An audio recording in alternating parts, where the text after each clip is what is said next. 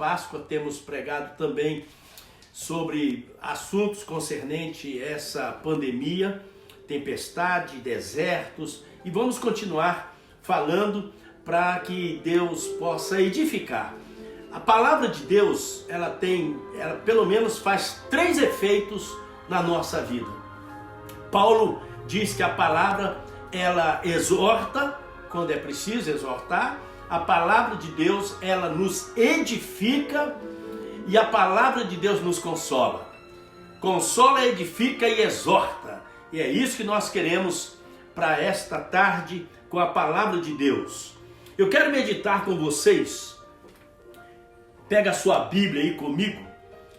Não vou fazer um sermão expositivo, mas eu quero trazer para vocês uma meditação no livro de Isaías, capítulo 41, versículo 10. Livro do profeta Isaías, capítulo 41, versículo 10 e o 13. Uma coisa interessante, esse sermão que eu prego há muito tempo, desde solteiro que eu prego esse sermão, Não Temas, e uma das bênçãos de Deus, quando eu preguei, solteiro ainda, lá na cidade de Garça, São Paulo, na Assembleia de Deus de Garça, tinha um rapaz, amigo do meu irmão, que era colega de faculdade, faziam administração juntos, e ele foi ao culto, e eu preguei esse sermão e ele se converteu. E hoje, Euclides da Cunha, pastor Euclides, ele é pastor do campo de Pindamonhangaba. Tem mais de 50 igrejas que ele toma conta lá no campo de Pindamonhangaba, em São Paulo. E o pastor Euclides é meu amigo e uma bênção de Deus na vida da igreja. Vamos lá. 41, versículo 10. Texto que você conhece, os membros das nossas igrejas já me ouviu pregar esse sermão aqui também, nos Estados Unidos, mas eu quero repetir porque é propício, é oportuno. Diz assim a palavra de Deus. 41:10. Por isso não tema, pois estou com você. Não tenha medo, pois sou o seu Deus. Eu o fortalecerei e o ajudarei. Eu o segurarei com a minha mão direita vitoriosa. Temos que ler de novo. Por isso não tema, pois estou com você. Não tenha medo, pois sou o seu Deus. Eu o fortalecerei e o ajudarei e o segurarei com a minha mão direita vitoriosa. O que mais que nós queremos? E aqui o versículo 13, ainda para colocar a cereja no bolo. Diz assim: pois eu sou o Senhor, o seu Deus, que o segura pela mão direita. Ele diz: não tema, eu o ajudarei.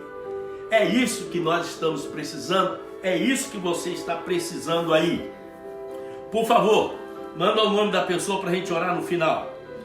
O medo faz parte da natureza humana. Todos nós temos medo. E a gente sabe que desde Adão, por exemplo, quando Adão pecou, desobedecendo o Senhor no jardim do Éden, a Bíblia diz que Jesus chamou Adão. Adão, aonde você está? Adão, onde estás, Adão? E a Bíblia diz em Gênesis capítulo 3, versículo 10: Senhor, ouvi os seus passos no jardim e fiquei com medo. Olha só. Então, desde Adão, o medo faz parte da natureza. Adão com medo de ser punido pelo Senhor porque tinha desobedecido a Deus. Também nós temos vários medos. Qual é o seu medo maior hoje? Com o problema do desemprego, o problema de não trabalhar, estamos com medo de não termos o dinheiro para pagar o mortgage da casa, as prestações que temos do carro e assim por diante. Às vezes estamos com medo de nos contaminar com o Covid-19. Dá medo. E muitos, por causa do medo, que o medo não deixa de ser uma arma também para a nossa preservação. Quando a gente tem medo de alguma coisa, a gente sabe que muitas vezes nos preserva de cairmos, de machucarmos, acidente e outras coisas mais. O medo tem esse poder também de nos defender. Mas uma das coisas que acontece quando a gente está com medo é que a gente começa a criar, começa a inventar superstições, a crer em superstições que não deixam de ser idolatria.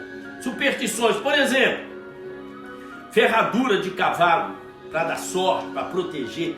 Se ferradura desse sorte, cavalo não puxava carroça. Pé de coelho, pezinho de coelho pendurado no chaveirinho. Se pé de coelho desse sorte, o coelho não perderia a pata, o pé. Então a gente sabe que morreu.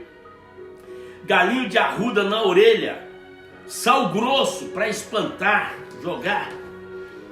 Começar com o pé direito, levantar e começar. Eu tenho que levantar com o pé direito. Isso tudo é idolatria, superstição, isso não vale nada. Tanto isso é verdade que alguns jogadores, alguns times de futebol, nós que gostamos de futebol, sabemos que muitos jogadores entram com o pé direito, dá um pulinho e entra com o pé direito e o time perde. Se fosse eu, pararia com isso, porque pode entrar com o pé direito, com o pé esquerdo, se o time estiver ruim, o time vai perder. Vamos falar sobre alguns homens da Bíblia que tiveram medo. Eu não posso falar todos, porque todos tiveram medo. Mas eu quero falar de Jacó. Jacó, todos nós sabemos, o patriarca Jacó, o nome dele foi mudado para Israel. A nação de Israel provém dele. Deus mudou o nome dele. Jacó é enganador, suplantador. Ele enganou o irmão para tomar a primogenitura. Mas ele teve uma experiência com Deus. Ele lutou com o Senhor. Quando ele luta com o Senhor muda o nome dele. Garra na coxa dele. E ele sai mancando, mas saiu abençoado. E ele declarou para aquele anjo que lutava com ele, poderia ser o próprio Senhor trabalhando na vida dele, ou lutando com ele. E ele disse, não te largarei enquanto não me abençoares. E o Senhor o abençoou. Então um homem mudado, um homem transformado, agora Israel. Israel quer dizer príncipe de Deus. Mas teve medo. Quando ele fugiu do irmão Esaú por causa da traição, ele foi para a casa de um tio dele chamado Labão. Trabalhou lá 7 anos para conquistar uma das filhas. Aí Labão deu outra filha. Ele trabalhou mais 7 anos para ter a outra filha que ele amava, que era Raquel. E juntou muita riqueza. Deus abençoou Jacó de uma maneira extraordinária. Abençoou Israel de uma maneira extraordinária. Mas ele fugiu. Um dia ele juntou toda a família, todos os seus bens, e estava fugindo de Labão. Labão correu atrás e encontrou. Por que você está fazendo isso? Lá em Gênesis 31. A Bíblia diz, eu estou fugindo porque eu fiquei com medo de você. Gênesis 32:7. Aí ele vai encontrar o irmão Esaú. E nesse encontro ele tem medo de encontrar com o irmão e o irmão brigar com ele ou matá-lo. A vingança ainda está no coração do irmão, ele morreria. Então ele dividiu o rebanho, dividiu a família em 2 turnos, em 2 partes, para que se ele morresse ou se alguém tomasse, se o irmão matasse somente a metade e a metade se salvaria. E a Bíblia diz que ele fez isso porque estava com medo. Deuteronômio capítulo 2, versículo 25, fala que quando o povo, lá no deserto, quando o povo saiu, o povo de Israel, saiu ganhando as cidades, matando o povo, guerreando e vencendo, a vitória, é claro que Deus estava dando vitória ao povo de Israel. Mas a Bíblia diz em Deuteronômio 2, 25, eu vou infundir, eu vou colocar medo nos povos acerca de vocês. Então quando o povo de Israel ia chegando perto de alguma cidade, o povo já estava com medo. Deus infundia medo no coração, mais medo no coração dos povos, e com medo a gente não ganha nada, a gente não vai em lugar nenhum. Mas vamos falar no Novo Testamento. Vamos para a palavra de Deus em Mateus capítulo 14. Abra sua Bíblia aí comigo. Mateus capítulo 14. Eu quero mostrar alguns detalhes sobre Jesus andando sobre o mar, agitação das águas, que tem tudo a ver com essa agitação do Covid-19. Mateus, Evangelho de Jesus, segundo escreveu o evangelista Mateus, o Levi, aquele que realmente era cobrador de impostos e se tornou um apóstolo do Senhor quando Jesus o chamou. Versículo 22, 14 e 22. Logo em seguida, Jesus insistiu com os discípulos para que entrasse no barco e fosse adiante dele para o outro lado, enquanto ele despedia a multidão. Tendo despedido a multidão, subiu sozinho ao monte para orar. Ao anoitecer, ele estava ali sozinho, mas o barco já estava consideravelmente distante da terra, fustigado pelas ondas, porque o vento soprava sobre ele. Alta madrugada, Jesus dirigiu-se a eles andando sobre o mar. Daqui a pouco a gente mostra alguns detalhes que os outros evangelistas falaram. Quando viram andando sobre o mar, ficaram aterrorizados. Os discípulos estão atravessando peritos, são homens peritos na navegação. Estão em alto mar, vento contrário, batendo, ondas altas de noite, irmãos, que situação. E eles viram um vulto andando por cima das águas. Eu estive uma vez pescando aqui em New Jersey, à noite, com um amigo meu, um barco grande, nosso barco era um barco grande. Mas o que me chamou a atenção foi que aí começou uma tempestade naquele barco. Eu não entendo muito de embarcação, de barco, navio, e o amigo meu, sim, é português, ele entende muito bem de navegação, e o amigo disse: Timóteo, pode ficar tranquilo. Inclusive não era um rapaz crente, era um rapaz que eu estava trabalhando na vida dele, e meu amigo, chamado José Botelho, lá de Poconos. E ele então disse: estou acostumado, eu sou pescador, eu sou de família de pescador, esse barco é pesado, ele é forte, ele não afunda, pode ficar tranquilo. Aí eu fiquei tranquilo mesmo, porque o barco levantava e batia na água e tal, e as ondas e a chuva. Então eu fiquei tranquilo. Mas uma das coisas que eu observei foi que tinha outros barcos iluminados ao longe. De vez em quando eles sumiam, porque as ondas eram tão grandes que eles abaixavam, nós subíamos e a gente não via, muito tempo a gente não via o outro barco. E de repente abaixava as ondas e eu olhava, o barco estava lá também. Aí eu começo a imaginar Jesus andando, um homem andando sobre as águas numa tempestade. Aí os discípulos também falaram: parece que tem um vulto ali, parece que tem alguma coisa ali. E é um homem andando sobre as águas e de repente some. Quer dizer, sumiu. Aonde está ele? Daqui a pouco aparece Jesus novamente na onda. Ele está vindo aqui, está vindo. Mas jamais imaginavam que era um homem, que era Jesus.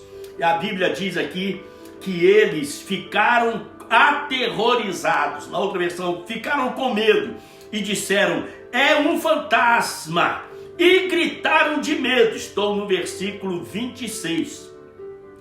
Discípulos, apóstolos de Jesus, homens, sabe, chamados por Deus, homens com o Espírito Santo trabalhando na vida dele através de Jesus, com medo de fantasma. Já pensou uma coisa dessa? Homem de Deus com medo de fantasma. É um fantasma. Gritaram de medo.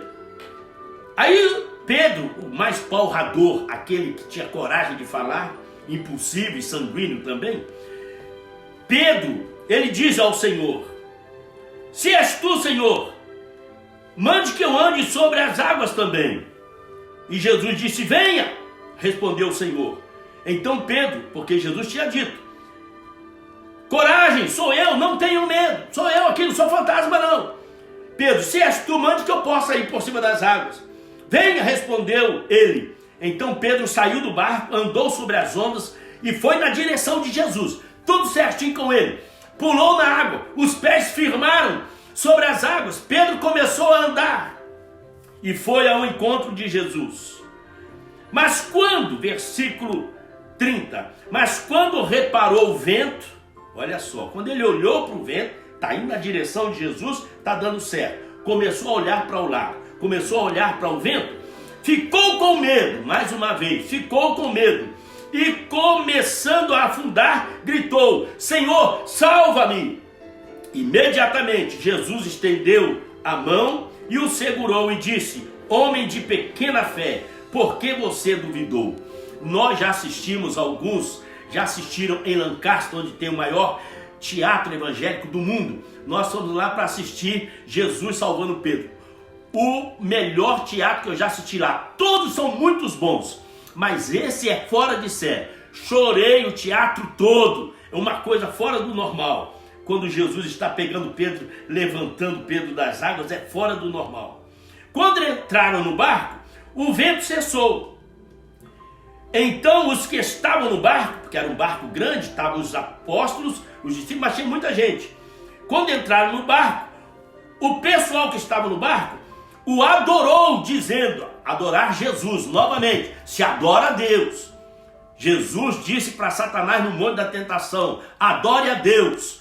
Aqui a adoração é feita a Jesus, porque Jesus é Deus. E disseram assim, adorando, disseram, verdadeiramente tu és o Filho de Deus. Em qualquer situação, seja agora no Covid-19, seja o medo que você tem agora, de qualquer coisa que está acontecendo na sua vida, ou medo do que possa acontecer, adore o Senhor, diga que Jesus é o Filho de Deus, Ele está acima da tempestade, está acima de tudo e todos. Depois de atravessar o mar, chegaram a Genezaré. Quando os homens daquele lugar reconheceram Jesus, espalharam a notícia, trouxeram os enfermos e trouxeram as pessoas necessitadas e até mesmo queriam tocar na orla, na borda dos vestidos de Jesus, das vestes de Jesus, para serem curados e abençoados. Fora do normal a cena. Mas eu quero destacar uma coisa aqui lá em Marcos, um pouquinho na frente, Marcos capítulo 6. Marcos 6, que fala desse assunto, dessa cena, desse milagre. Marcos 6, 45. Diz assim a palavra de Deus. Marcos 6, 45. Gosto disso aqui. A Bíblia diz que o Senhor está indo ao encontro deles. 45, 47. Aí diz assim, ao anoitecer, 47. O barco estava no meio do mar e Jesus se achava sozinho na terra. Ele viu os discípulos remando com dificuldade. Olha só o que está acontecendo. Jesus está na terra, está na montanha. Jesus parece que tem um olho biônico.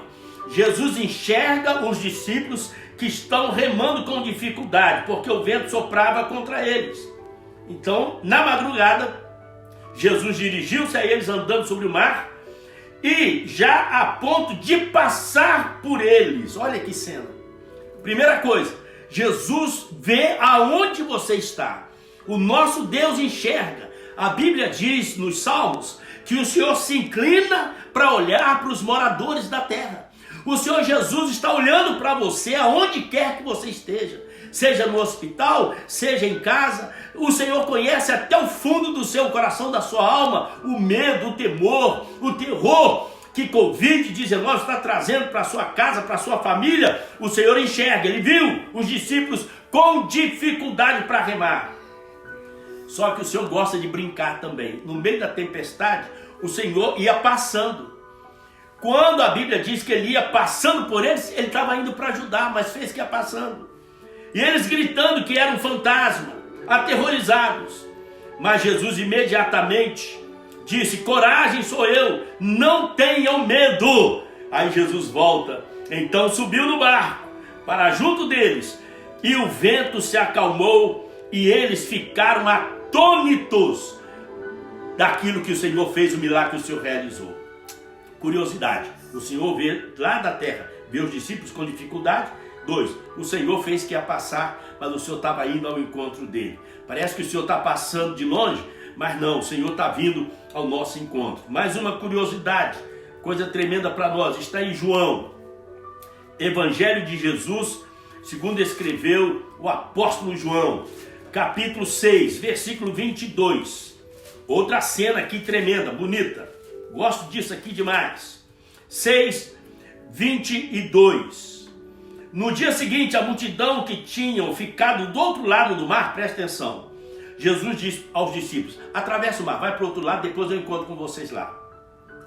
A multidão que estava lá e viu os discípulos indo, mas Jesus ficando na terra, os discípulos tinham deixado um barco para Jesus pegar o barco e ir ao encontro deles no outro dia ou naquela noite mesmo. No dia seguinte, a multidão que tinha ficado do outro lado do mar, perceberam que apenas um barco estivera ali e que Jesus não havia entrado nele com os seus discípulos, mas que eles tinham partido sozinhos. Que coisa tremenda! Partiram sozinhos, calma aí, esse barco aqui é de Jesus. Falou, como é que ele chegou do outro lado? Porque Jesus já estava lá. Então alguns barcos de Tiberíades aproximaram do lugar onde o povo tinha comido o pão após o Senhor ter dado graças. E a multidão percebeu que nem Jesus nem os discípulos estavam ali, entrou nos barcos e foi para Cafarnaum em busca de Jesus. Quando o encontraram lá do outro lado, eles não sabiam como Jesus chegou lá. Quando o encontraram lá do outro lado do mar, perguntaram, mestre, quando chegastes aqui? Como foi que o Senhor chegou aqui? Isso mostra logo para nós. Jesus respondeu, a verdade é que vocês estão me procurando, não porque viram os sinais miraculosos, mas porque comeram os pães e ficaram satisfeitos. Mas trabalhem pela comida, não trabalhem pela comida que se estraga, mas pela comida que permanece para a vida eterna, a qual o Filho do Homem lhes dará. Deus o Pai nele colocou o seu selo de aprovação. Eu poderia continuar pregando, porque Bíblia é Bíblia, a gente vai andando, a gente vai descobrindo coisas, as revelações estão vindo. Mas uma das coisas tremendas é, como é que o Senhor chegou aqui? Aí o Senhor não estava muito contente com eles, porque eles estavam procurando Jesus não por causa dos sinais, dos milagres, mas estavam procurando Jesus porque eles tinham comido pão até fartar, até ficarem satisfeitos na multiplicação dos pães, 5 pães e 2 peixinhos. Mais de 5.000 homens, fora as mulheres e crianças, comeram. E eles estavam atrás de comida, de pão. Então Jesus disse, não trabalhe pela comida que estraga, mas pela comida que permanece para a vida eterna, a qual o Filho de Deus, o Filho do Homem, lhes dará. Deus o Pai, nele colocou o seu selo de aprovação. Você pode ficar curado, mas o que você precisa, o que eu preciso, é mais do que cura divina. O que nós precisamos é mais do que sinais. O que nós precisamos é a vida eterna. E só Jesus pode curar, mas só Jesus pode nos dar vida eterna. Estou contente com os médicos, bom trabalho que o pessoal, os profissionais de saúde estão fazendo, enfermeiros, médicos, e alguns morrem. Pena, dá dó, pena de vê-los morrer contaminados com o Covid-19. Mas agora presta atenção, é ferradura de cavalo? É pé de coelho? É levantar com o pé direito? Não. Lá em Isaías 41, que nós acabamos de ler, não temas, porque eu sou contigo, não te assombres, que eu sou o teu Deus, e eu te seguro, eu te ajudo. Vou ler de novo. Por isso não tema, pois estou com você. Não tenha medo, pois sou o seu Deus. Eu o fortalecerei e o ajudarei. Eu o segurarei com a minha mão direita vitoriosa. Pois eu sou o Senhor, o seu Deus, que o segura pela mão direita e lhe diz, não tema, eu o ajudarei. Sabe quantas vezes tem não temas na Bíblia? 365 vezes. Então isso quer dizer o quê? Em vez de você levantar com o pé direito, em vez de você usar ferradura de cavalo atrás da porta, fazer o que ter, como é que chama aquele negócio, daquela planta que o pessoal crê que dá sorte, de São Jorge, não sei o quê, nada disso. Sabe o que é que dá sorte, o que é que nos leva realmente para a vida eterna? A pessoa de Jesus. E ele está dizendo, não temas. Pega essa frase todo dia, 365 vezes aparece a frase, 365 dias no ano, uma frase para cada dia. Levanta dizendo assim, não temas que eu sou o teu Deus, eu te ajudo, eu te fortaleço. É momento de nós cantarmos e é momento também de nós orarmos. A música que nós vamos cantar agora é uma música do meu irmão Moisés e Dioné Azevedo, que inclusive já operou, já saiu, já está em casa, e nós cantamos essa música muito tempo, que fala sobre reciprocidade cristã. Se você faz alguma coisa para o próximo, você também recebe. Então, se você ensina, se você prega, se você ajuda financeiramente, você recebe o respaldo disso. É o bumerangue, você lança e aquilo volta para você.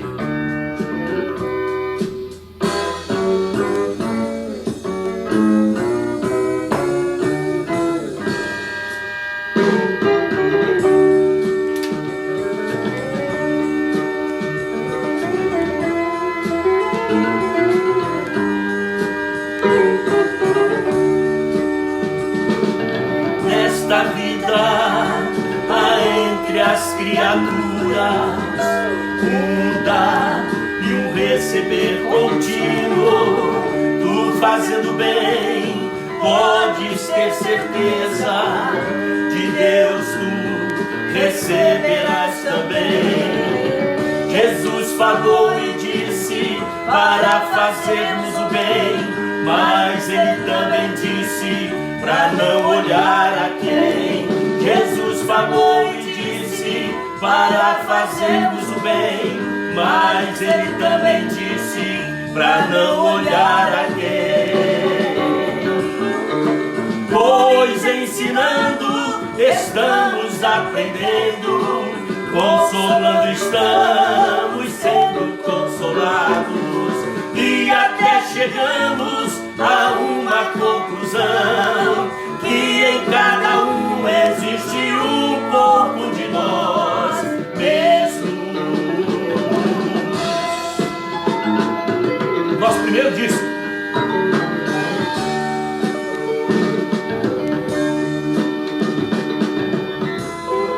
Maestro José Pasquini.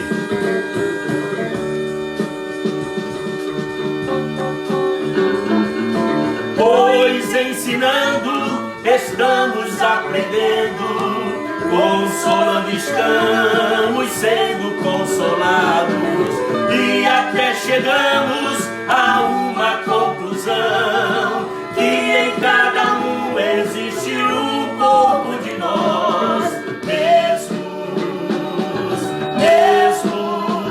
nós mesmos,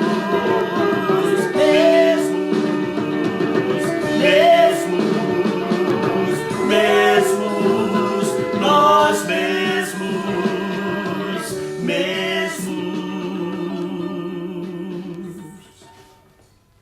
Lindo, lindo, lindo. Vamos orar. Momento de oração. Eu tenho aqui a minha lista, mas tem mais gente precisando de oração. Vamos ver aqui o pessoal.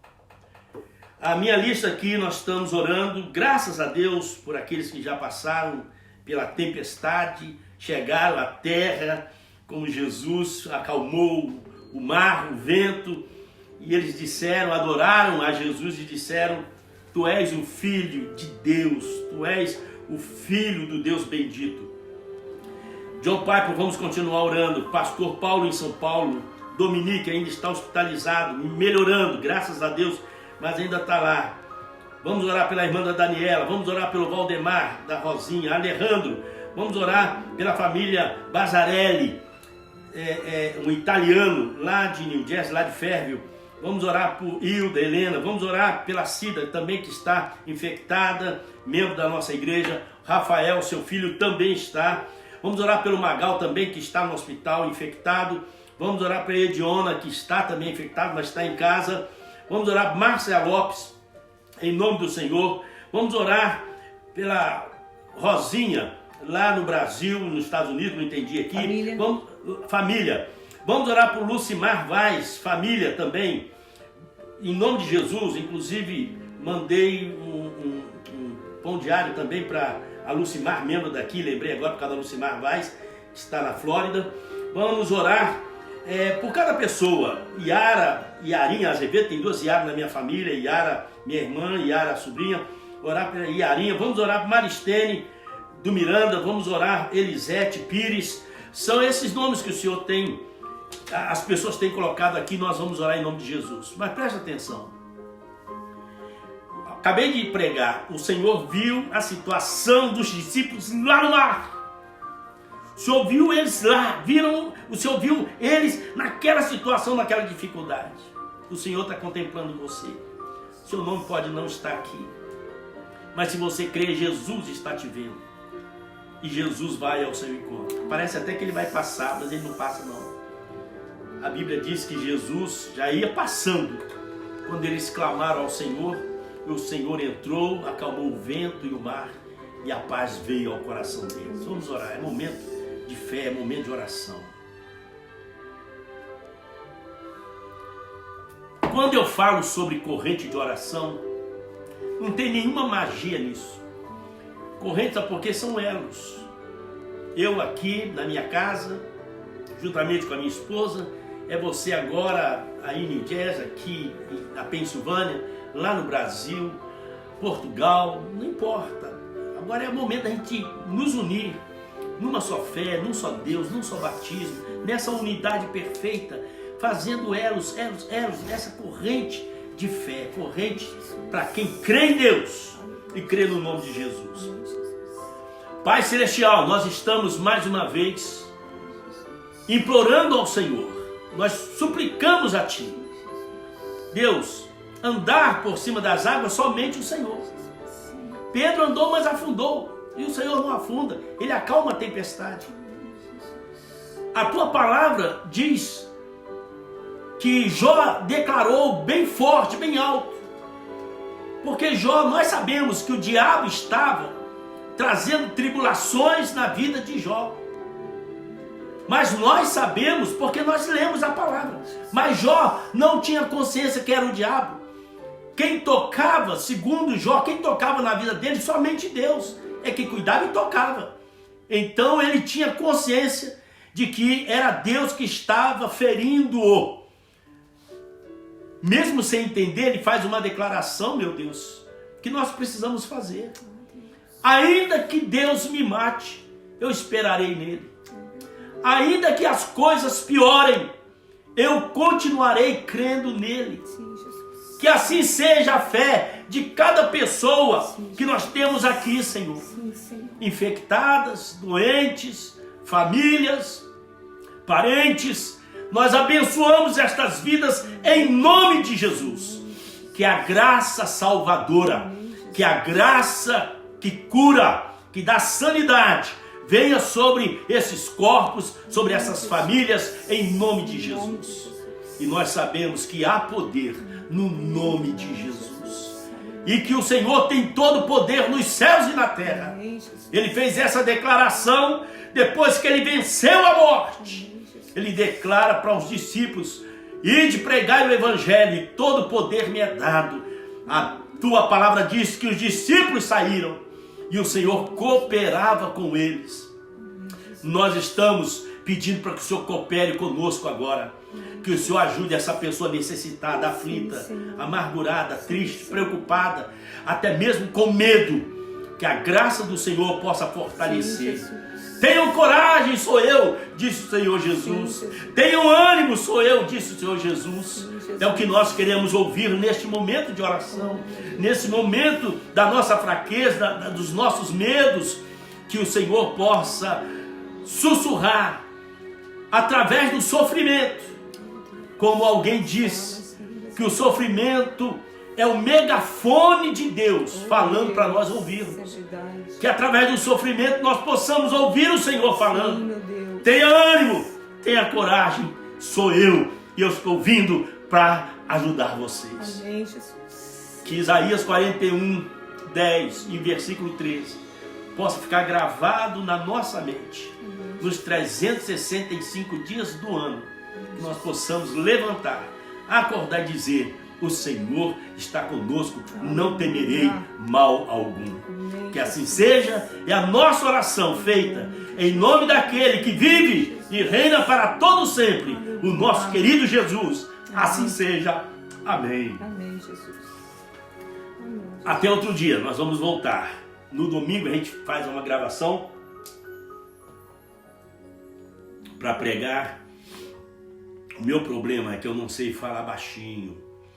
Às vezes no gabo, reunido assim com as pessoas perto, faz eu ficar um pouco mais, com a voz um pouco mais suave. Mas quando eu estou pregando para pessoas distantes, parece que eu estou num templo, parece que eu estou num púlpito, então a minha voz vai embora. Mas não tem problema, a voz vai embora, a gente canta, a gente prega e até a volta do Senhor. Por favor, esteja ligado conosco. Pegue aí, distribua o nosso site, distribua tudo aquilo que nós temos via internet, online, para que as pessoas possam nos procurar, nos achar e assistir os nossos programas, nossos estudos e assim por diante. Que Deus vos abençoe abundantemente. Até a próxima.